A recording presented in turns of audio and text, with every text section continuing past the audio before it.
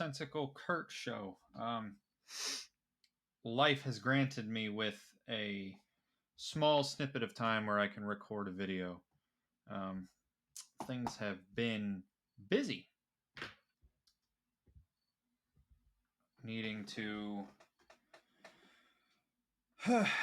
needing to get the transmission in and out of my car twice. That was fun. But since we have some time here, and also because my shiz doesn't want to work, okay, there we go. All right. I figured today I had a conversation on Facebook that's been on my mind a little bit. So I figured we'd talk about transgender athletes in sports because sorry, Butterfingers. Um, Transgender athletes in sports because I think people talk about this in very stupid ways.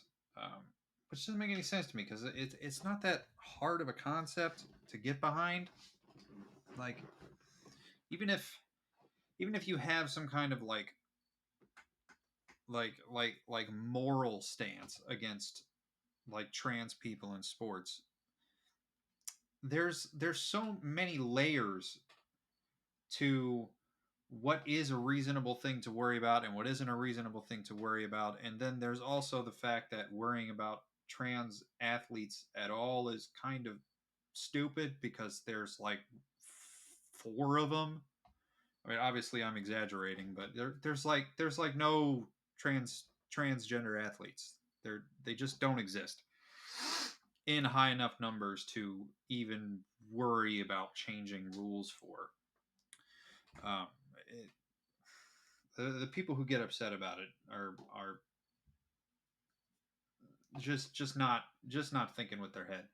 But at the same time, I've also seen a lot of people that are talking about how transgender athletes should just be treated entirely uh, like the gender that they identify as. And while on its face there isn't anything inherently wrong with that thought, uh, you have to ask more questions than that. Like you can't make things that simple. Things are never that simple. There's always a deeper layer. There's always a secondary thought. There's always another way to go around the other side of the conversation and come back with a different point of view or a different thought. And it's just infuriating that people cannot have an honest, healthy conversation that doesn't belittle transgender athletes, that doesn't take off the table their worth as human beings, their struggles as athletes, and but also doesn't raise them up and put them on a pedestal that isn't deserved. Uh, or deserved is the wrong word. That's not what I'm going for.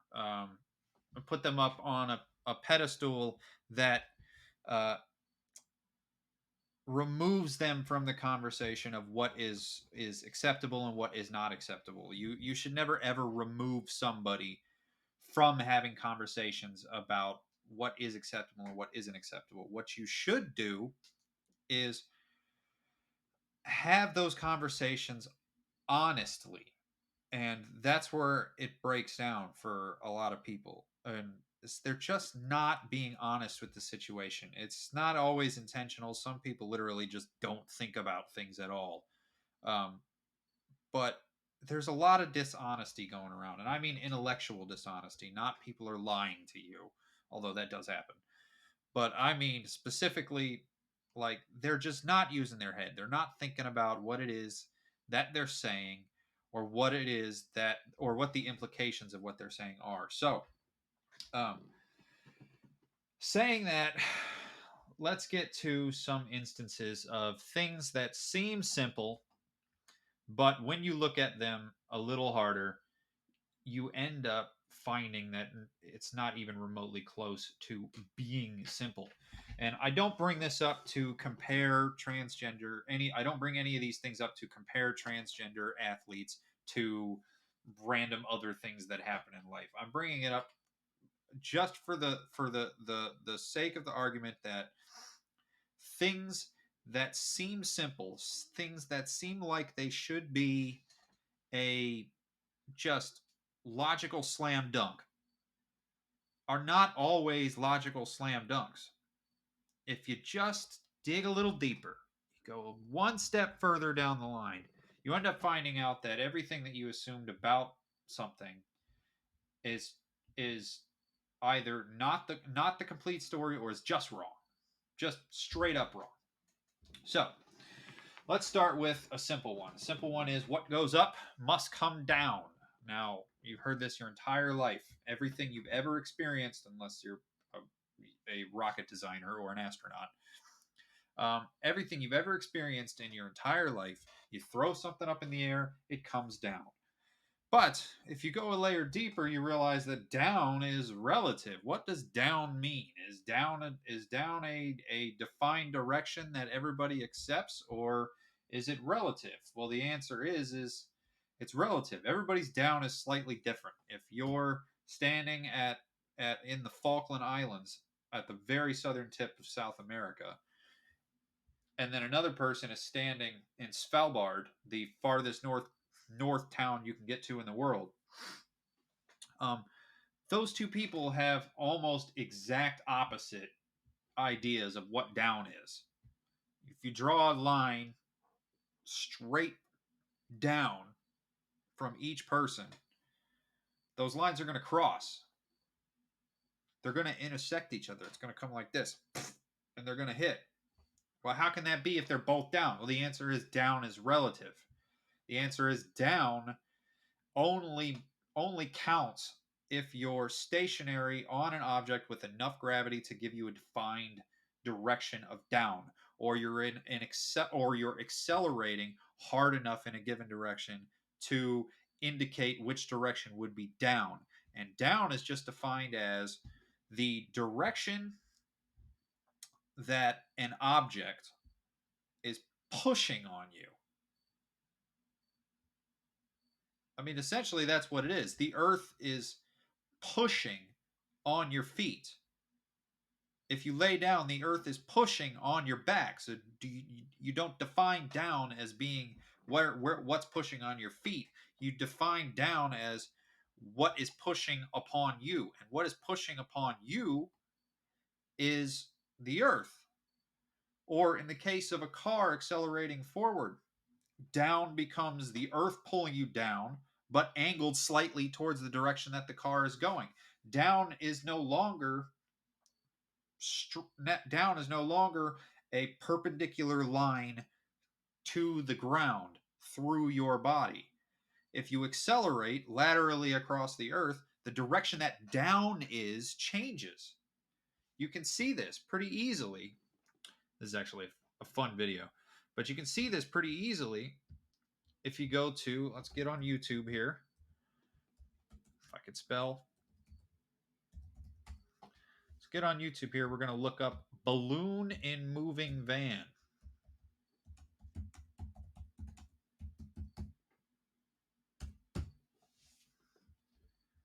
So, we want a nice little short video here. We'll just do this one. Hey, it's me, Destin. Welcome back to Smarter Every Day. So today we're in the rocket van, and I've got two little science helpers here, right? Yes. Are you wearing your seat? We're bringing this up just to demonstrate that down shifts. Down changes direction based on acceleration. So this pendulum in the van is hanging straight down.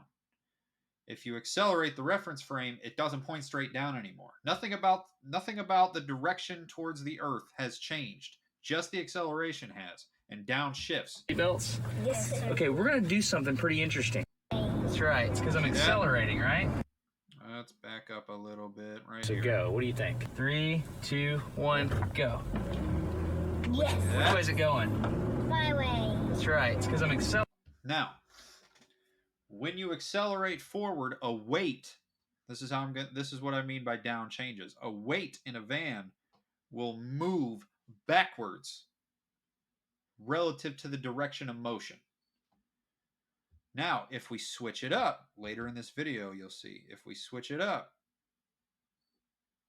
right here, and we use a helium balloon. Now, a helium balloon is pulling straight up at the string because it weighs less than air. So if you accelerate in a van with the helium balloon, it doesn't go backwards, it goes the opposite direction because the direction of down has changed. So all the air will pile up in the back of the van, which will make the balloon want to float to the area of less density, which is forward. So if you travel forward in a van, a helium balloon will travel forward when you accelerate. Here.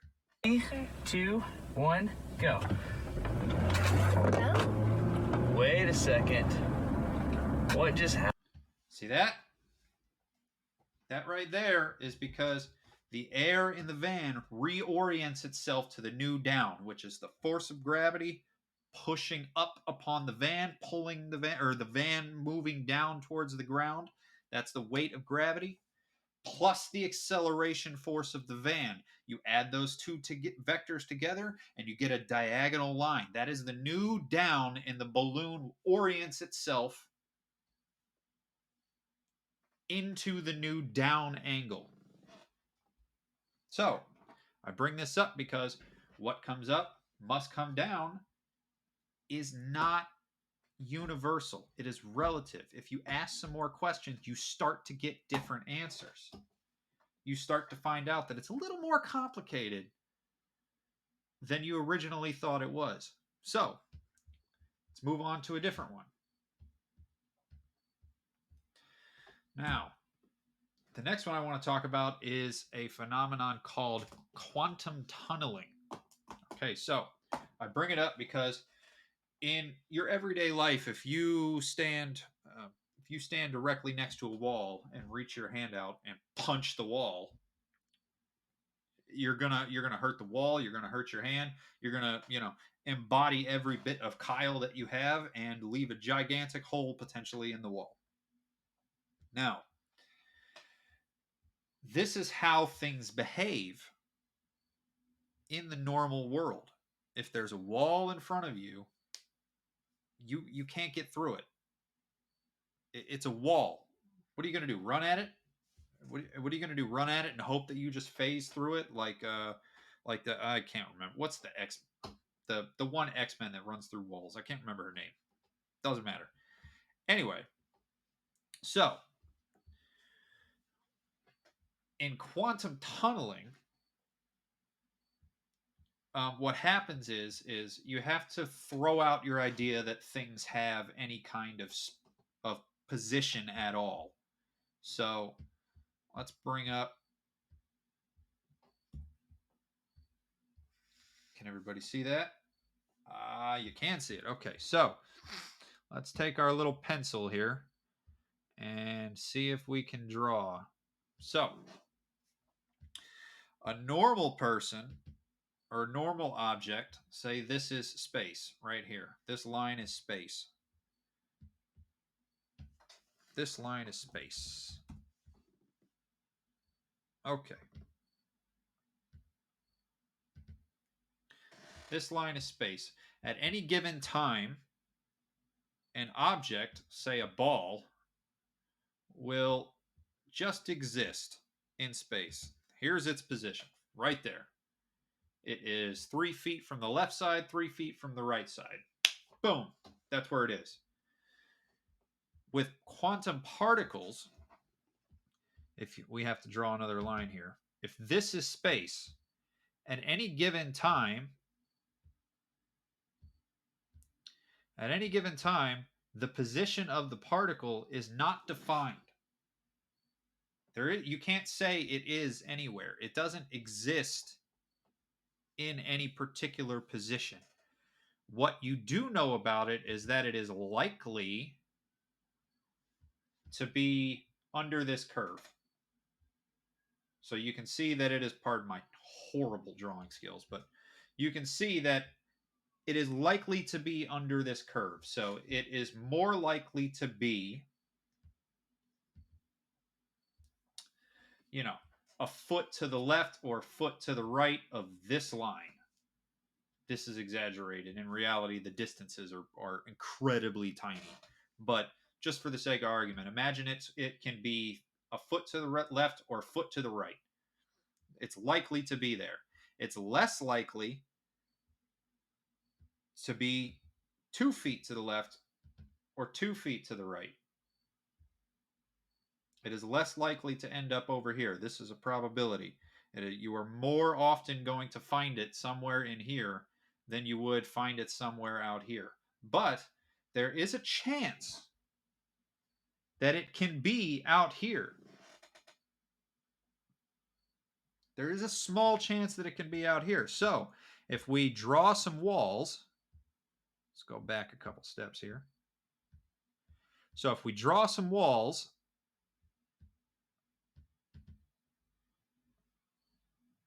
that was a horribly placed wall. Different wall.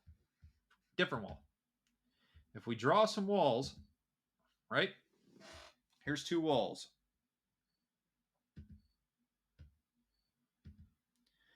We have placed that object between these two walls here on the left.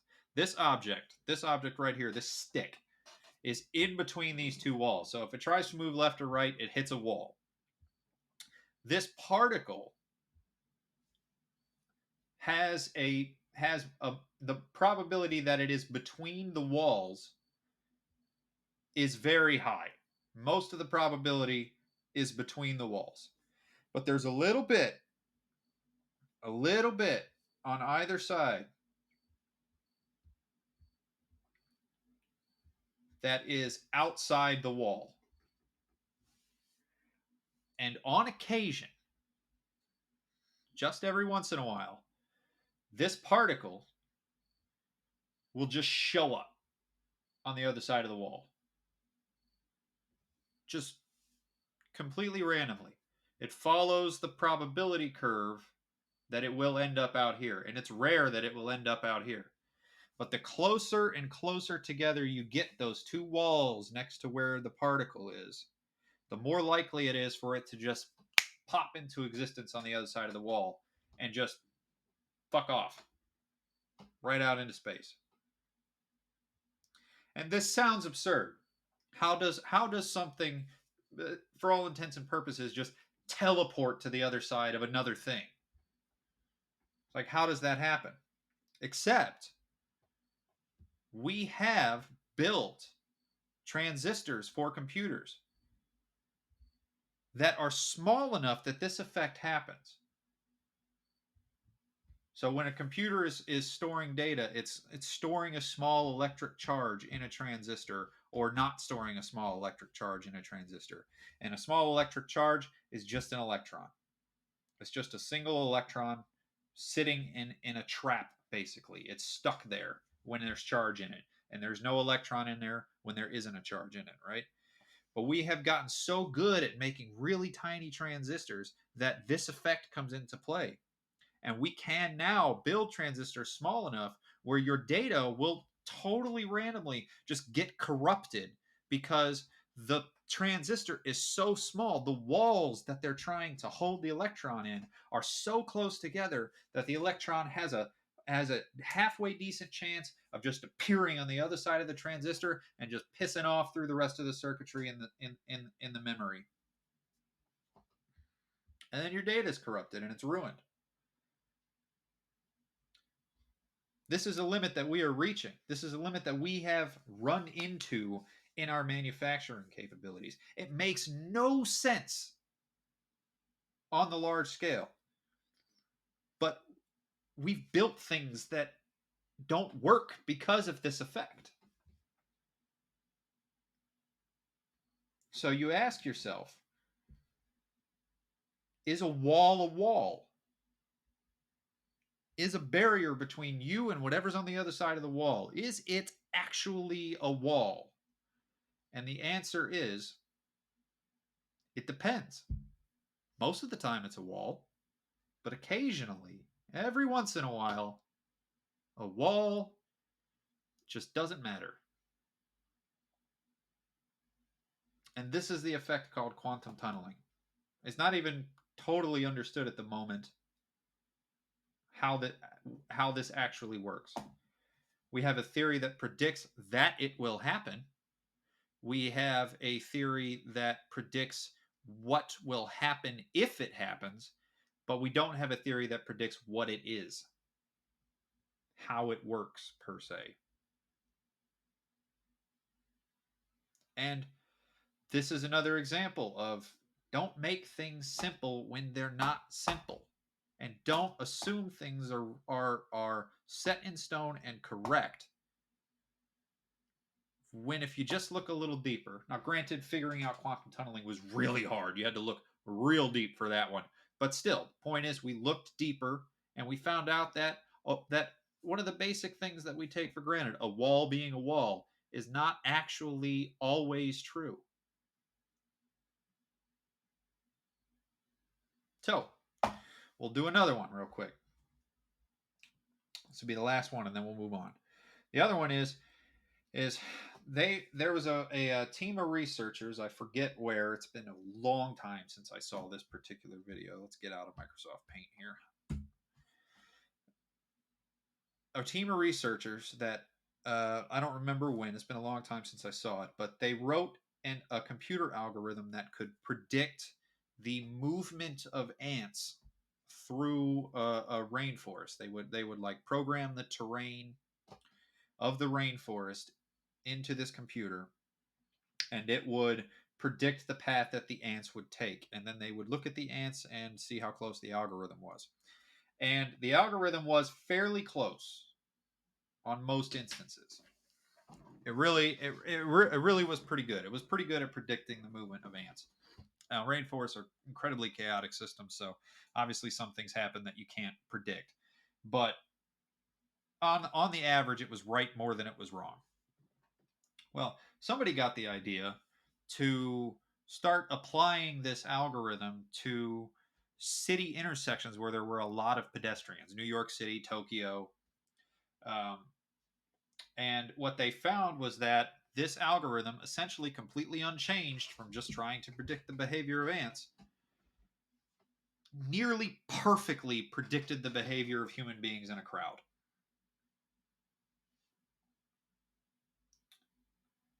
We like to think of ourselves as having a little more special sauce than like an ant, being a little more advanced, a little um, harder to boil down into simple instruction sets, harder to understand on the whole. It just seems intuitive to us. It's like, of course, we build great huge structures, and we've harnessed the power of things that you can't even see. And I'm currently recording a video and sending it out live to a grand total of 0 people. Hopefully some people watch it later. Sending this out on the internet so other people can watch it. We've built all of this stuff that we use: ships, highways, cars, computers, freaking memory foam, Velcro, fire in a bazillion different forms. And we like to think that that somehow makes us more than what the ants are. And it turns out that we're pretty goddamn predictable in the exact same way that ants are. So, how advanced are we? How much further along are we than ants? What metric are you using to measure that? And it's not clear where the lines are. Like, you can say there are differences. Ants, they have exoskeletons. Ants, they have smaller brains. Ants, they eat a variety of things, but mostly they eat a variety of things, but mostly they'll specialize as they go along. And humans eat pretty much whatever the hell we want, provided it's edible. And there's all kinds of stuff that you can draw differences between us and ants, but the amount that those differences matter is not clear if you think about it and you dig just a little bit deeper. Like ants are predictable, humans are unpredictable. Well, it turns out that an algorithm that predicts ants predicts us. So are we that unpredictable? Do we have as much free will as we think we do? Like, you can run this down huge rabbit holes if you just dig a little bit deeper. And so this brings us back over to transgender athletes in sports.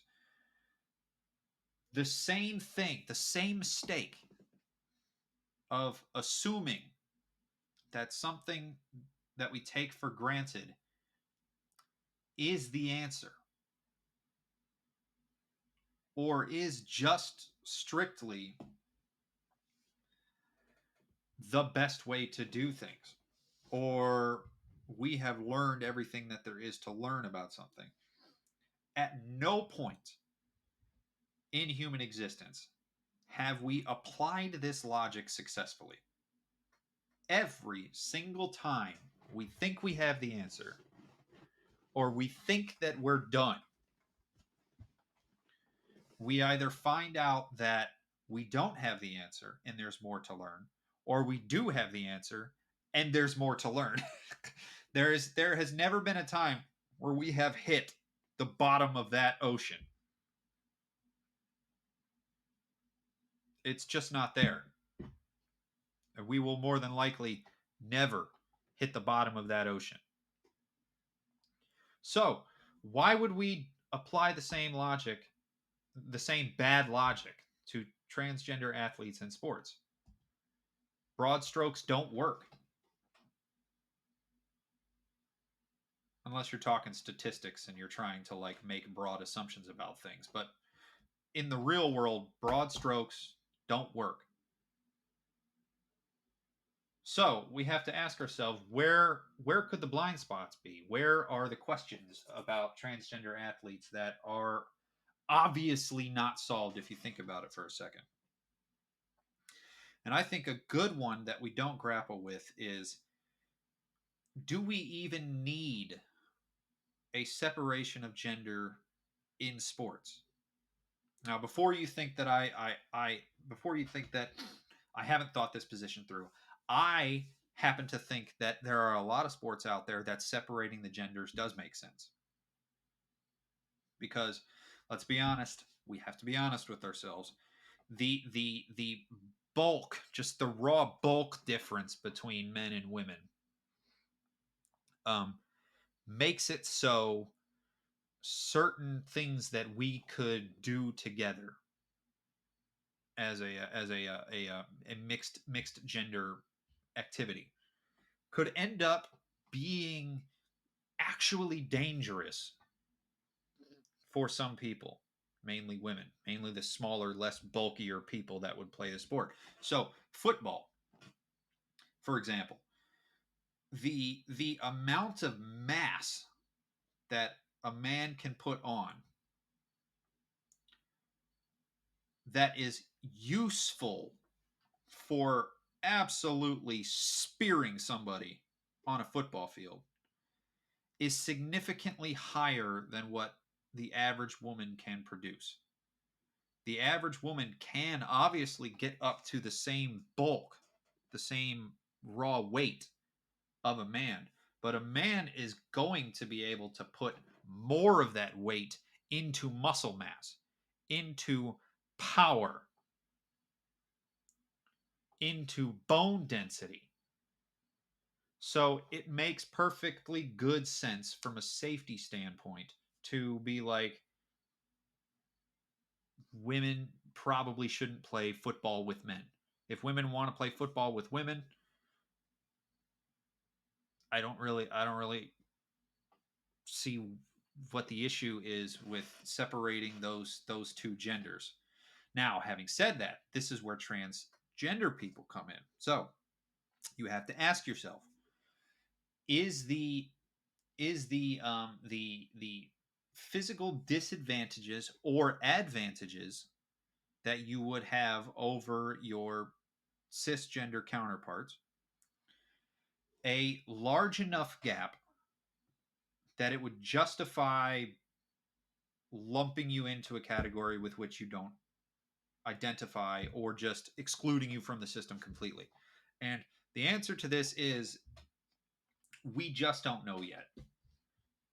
We don't know enough about the differences between transgender women and cisgender women once transition and everything has happened, uh, to know if there aren't some hidden advantages or disadvantages. And I don't mean that trans women have an advantage over cis women inherently, because when you transition, it is not easy on your body. So you could end up with a person who is, for all intents and purposes, physically a woman after transitioning. But on average, once the transition is complete, the change that the body goes through ends up making a transgender woman slightly worse at things than cisgender women. This is totally possible, and we don't know yet what the likelihood of this happening is, what the effects are per sport. So, and the same is true in the other direction. If you're a transgender man and you've been taking, hormones, and you've been transitioning into becoming a man, will you ever, on average, reach the physical capabilities of a cis man to a degree that you could then compete with them safely in sports like football? And there just is not enough research there yet. So, since we don't know that at the moment, it seems like the policy to me that would make the most sense is to ask yourself, how many transgender athletes are there relative to the number of cisgender athletes out there, and how many of those transgender athletes are competing at levels that would seem odd if they were a cisgender woman or a cisgender man. Is the transgender man competing, like fully transitioned, competing at a unnaturally low level of physical prowess for what a cisgender man would be able to do? Or is the transgender woman competing at a level that is significantly higher than cisgender women? And honestly, there's not a lot of good evidence that if you're transitioning and you're taking the hormones and you're um, adjusting your lifestyle to match um, to match the way that cisgender behave, and the way that they exercise, and all the other things that happen. There's not a lot of evidence that they're just dominating the sports. There was the that a couple. There was like maybe a year ago, maybe a little less. There was that transgender woman that won like one race at a swim competition, and everybody lost their mind. And when you looked at it a little harder, this one transgender woman won one race. She was like 13 seconds off the record for cisgender women.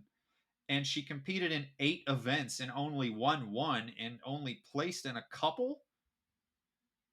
Like, if she was a transgender woman, nobody would, or sorry, if she was a cisgender woman and performed at that level, nobody would, they would be like, yeah, she's good, but she's like division 1 college, maybe. at swimming. She's not going to the Olympics. There's cisgender women out there that would spank her at swimming. Proof by the fact that she missed the world record by like 13 seconds. So, and this is true every story that comes up.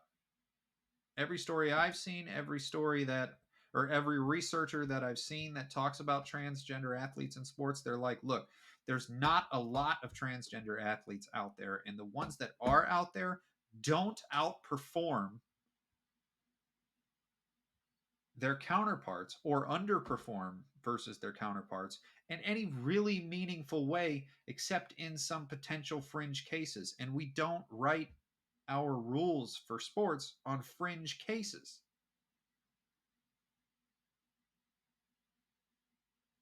So why are we worried about it? It's not even we don't have the information to make a solid final decision, and there aren't enough transgender athletes outperforming or underperforming their chosen gender. Sorry, their preferred gender. Chosen as that's they didn't choose their gender. Shush. Um, Outperforming their preferred gender to justify the outrage, to justify upending the entire structure of the way we do sports. Like, why? So then the question moves on to, if we are going to upend the way that we do sports, and by that I mean, and that can go one of two ways: either changing the rules for who is and who isn't allowed in certain leagues for certain sports, or excluding transgender people completely, or um, going on a case by case basis. And by case basis, I mean like sport by sport, and figuring out what is right for each sport. Now, I happen to think that that's the route that we should go, because there's absolutely no reason we should be excluding people from doing what is essentially physical activity. Physical activity is good for everybody. Your feelings about what that person is doing with their physical activity, I don't care. And pretty much nobody else cares. Also, like, just because LeBron James plays basketball at a ridiculously high level and people like watching him play basketball doesn't suddenly elevate the fact that what he's doing is physical activity. Anybody can do it. So why are we trying to gatekeep this stuff? Just let people play sports. The only time it becomes an issue is when people make it an issue. Because again, as we've talked about, transgender people don't represent a large enough population of athletes, and they don't outperform or underperform in any particular notable ways. So why are you gatekeeping them from playing sports? So, and and just letting transgender people full stop play the sport that they want with the gender that they want also doesn't make a lot of sense to me, because again, like, we don't have the information to know whether or not a transgender man is going to get absolutely fucked up if they try to play like football. Like, we just don't have that information. So, I think a good solution is we take it on a sport by sport basis. So, for example, football is probably better off separated by the genders. You can maybe write some rules in there for, like, if a transgender man can hit certain like requirements, certain strength targets, certain bone density targets, like whatever. I'm not an expert, so it would have to be a sports expert on football to determine if this person could hit these targets. Could they play with professional men? Because again, safety. But then there's other sports that aren't so that aren't dangerous to mix genders. And we know this because we do it all the damn time. Like bowling. There's I've never seen an amateur bowling league that separates men and women. They all play together. And they all play together with a handicap system. That's how they keep it fair. That's how a woman can be the best player in a bowling league despite the power deficit between a jacked up like bowler who bowls all the time and can throw a 16-pound bowling ball 24 miles an hour accurately all the time. The handicap levels the playing field. I was in a bowling league. I was in terrible. But because of that handicap, I was not a detriment to my team. As long as I played roughly around my average, maybe a little better than my average, that is what mattered. And this is perfectly fine in amateur leagues. Same thing in golf. Like men obviously have an advantage in golf because they can hit the ball harder. They can hit the ball further, more accurately. There are women who can absolutely crush a golf ball, but a similarly skilled man is going to be able to hit that ball further accurately than the woman will be able to, unless she is just an exquisite specimen of athletic form. Um, so again, golf, like just play with a handicap. Just mix everybody. Why do the professionals have to be separated between men and women? Just let the women play with the men in the same damn league, the same damn tournament, and just let them have a handicap based off their average.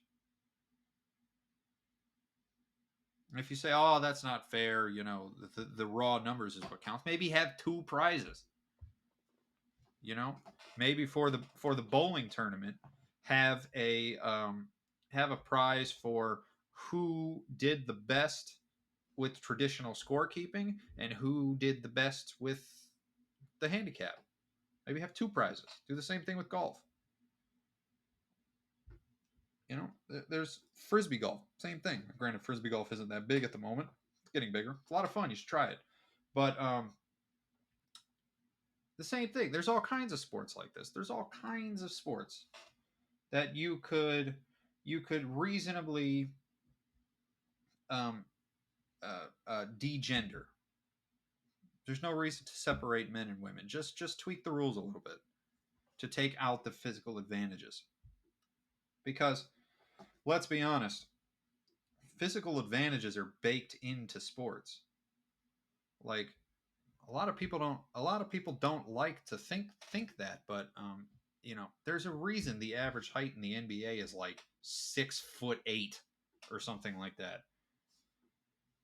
It's because the physical advantages of being 6'8" predisposes you to being in the NBA. You got to work really hard to be in the NBA and not be like 6'5" or more. Not that the people who are in the NBA that are that high don't work really hard. Obviously, you have to be good at basketball. But, you know, Spud Webb he had to, the amount of stuff that he had to practice, the amount of things that he had to get good at to play in the NBA against guys like a foot taller than he was. Like, nobody told him he couldn't play because he was too short. He just had to be he just had to do it. He had to want to do it. Nobody told the other guys that were a foot taller than he was that they weren't allowed to play because they're freaks in nature and they were too tall. Nobody tells football players who are 300 pounds and can sprint faster than I can that they can't play football because they're at some freakishly high level of physical ability. Like, all of these people were born with a physical predisposition to be exceptional at their particular sport. Look at Michael Phelps. Michael Phelps, his wingspan is fucking gigantic. So he can push more water than the average person when he swims. They didn't kick him out of the Olympics because he's got a freakishly long arms and huge hands. So physical advantages and disadvantages are baked into the system already. But yet, for some reason, with transgender people, we're choosing to like pass judgment on whether or not they can play a sport based off their physical advantages or disadvantages. Like we already don't do this. Yeah, we separate it by gender, but we mostly do that because of tradition and safety reasons. So if the whole reason you're separating by genders is just tradition, it's not physical advantage. It's not, separating people because of physical advantage or disadvantage. It's just because, that's the way we've done it and people are lazy and don't want to change. There's lots of instances where you could change that. Now, having said this is the important thing to remember is that sports as a form of physical activity should be open to everybody, given that it's safe. Um, so, for example, I don't think women should be allowed to play football with 6'4", 250-pound dudes that could absolutely wreck her. Um, flag football notwithstanding. Um, so I think if women want to play football, they should play football with other women, just like that. Or maybe there's a man who's particularly tiny and he wants to play with the women. Maybe you could justify that. But I don't think we should be gatekeeping amateur sports. Like, just let people play the damn sports. So the question then becomes, when it's no longer amateur, when there's economic value, when there's money on the line, um, what's the right decision? And I think the right decision is, um, let the professionals play. Whoever wants to be a professional and whoever is good enough given the current rules, let them play if it's good for the sport, if it's good for viewership, if it's good for making money. So, for example, if a transgender man gets real fucking good at tennis and wants to play tennis with the men and starts wrecking the men, then they've clearly reached the level of physical, physical ability required to play in that league. So just let them. It's good for business. It's fun to watch. There's no reason to tell them they can't do that. There's no reason to tell them that because, you know, you're not the gender that you were assigned at birth, that you for some reason can't participate in this sport that you've been practicing your whole life potentially to be in, as long as it's good for the sport. And what's good for the sport isn't necessarily public opinion, it's long-term strategy. So, it's probably not going to hurt bowling to mix the genders and use a handicap system. It's probably not going to hurt golf long term. What it does is it opens up the professional pool, the professional ability to make money at this particular sport to more people. So more people are incentivized to take it on and become really good at it.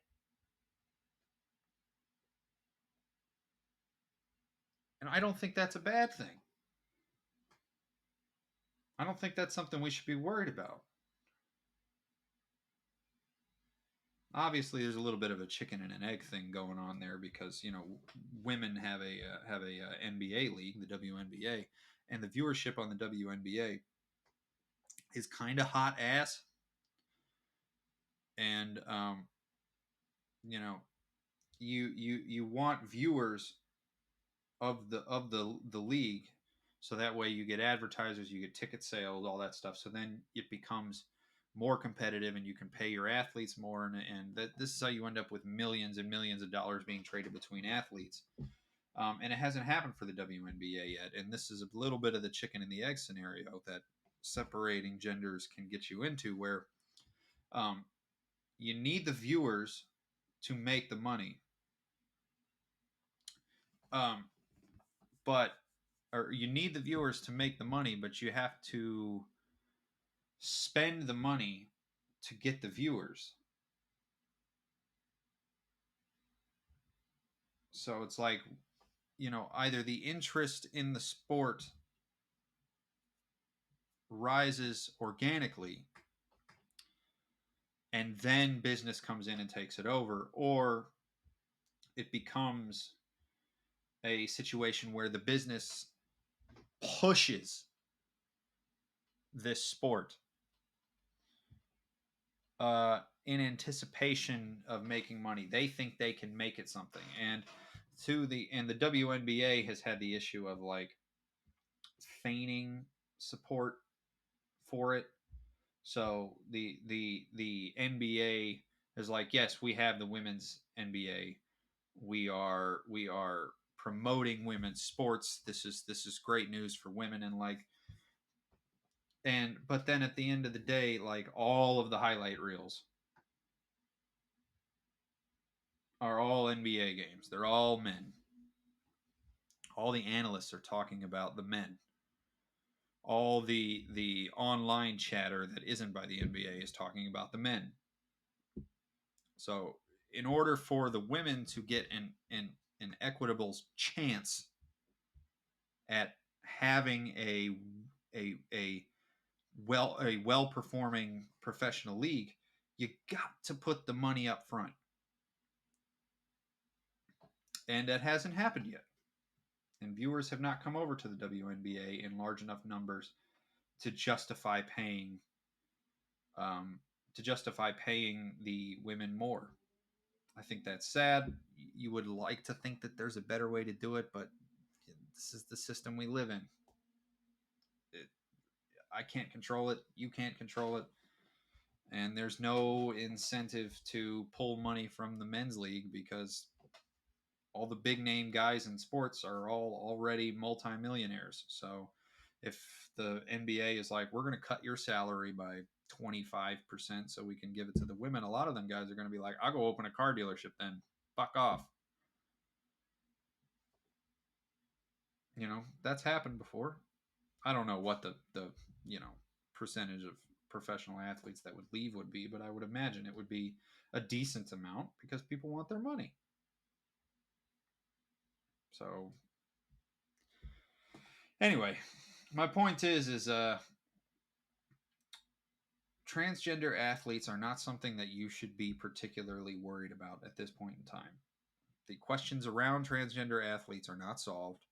The questions about what we should do with sports in the future to include transgender athletes and try to include more women in the professional space and pay them well um, is also not settled. The amount of transgender athletes that are actually active in any kind of like high level sports and outperforming or underperforming their preferred gender is not particularly high.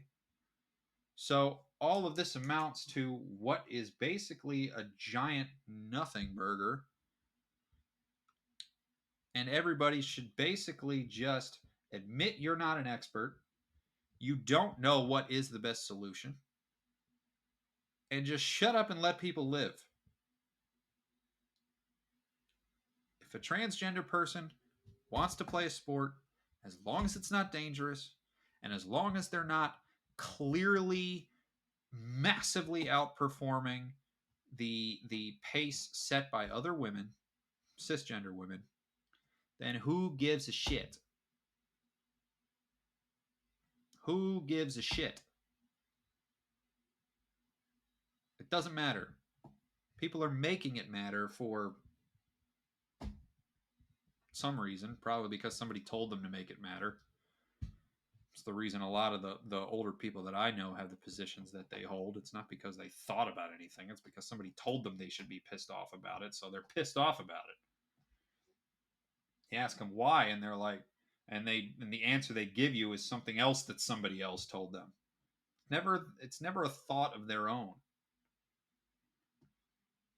I call out older people specifically because I've had many interactions with younger people that also think this way, but older people tend to simultaneously hold a distrust of authority while deferring their own thoughts to people with less authority. Don't really understand it. And it brings us to situations like this, where people are pissed about something that doesn't matter.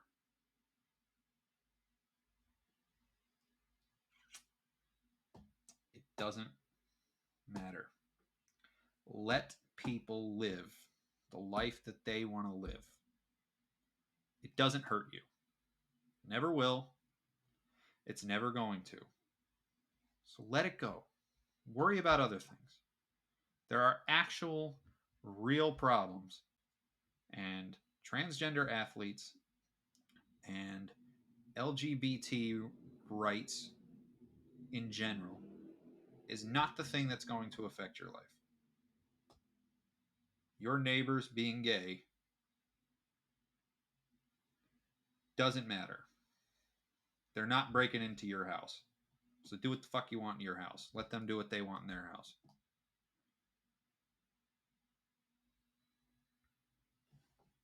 It's that simple. So anyway, I wanted to talk through that one because that guy on Facebook, he annoyed me a little bit. Just just spouting off stuff that he was told. So anyway, see you later.